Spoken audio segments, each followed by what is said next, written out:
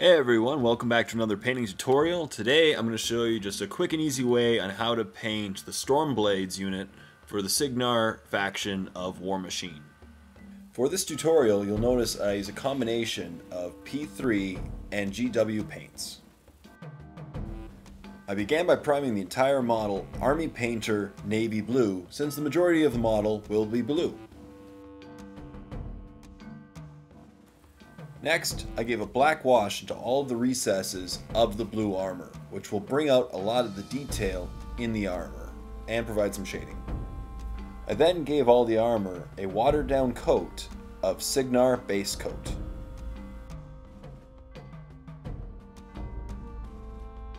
Finally, I highlighted the armor first with just Cygnar highlight, and then I gave it one more highlight with a 1-to-1 mix of Cygnar highlight and white. Now that the armor is done, time to focus on the other parts of the model. I painted his pants and sleeves rucksack tan. If you don't have rucksack tan, I recommend GW's snakebite leather.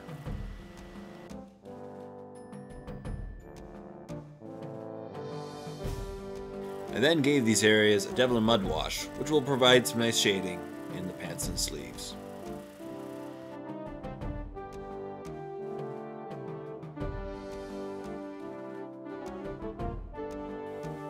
I started the metallics off by painting them cold steel.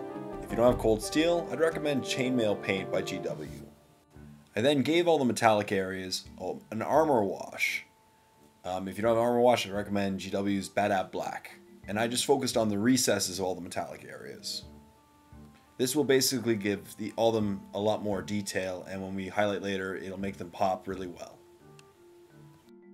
Finally, I gave the metallic areas 2 consecutive highlights. First, another one with cold steel, highlighting it along the edges, and then second with quicksilver along the edges.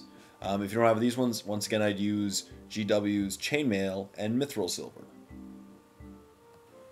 For the gold areas, I started off with a layer of molten bronze, or GW's dwarf bronze. It's always good to layer up your golds on your model.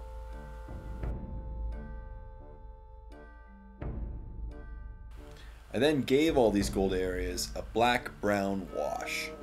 This will go in the recesses and give the areas a lot more detail in the end.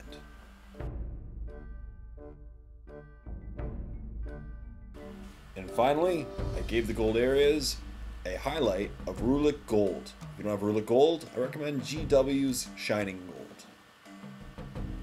I made sure just to focus on the edges of all the gold areas, and this will bring out a lot of the detail and give it an older, slightly dirtier look.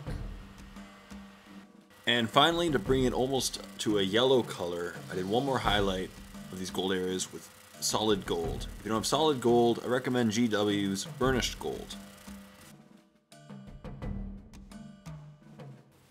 I painted the border of his clothing gray, and then I did an edge highlight of the gray using white.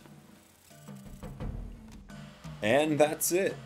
Basically, I found this model to be really easy to paint. The great thing about the models for Warmachine is that they're not actually very complicated, and they don't take a very long time to paint, as you can see in the steps that I took.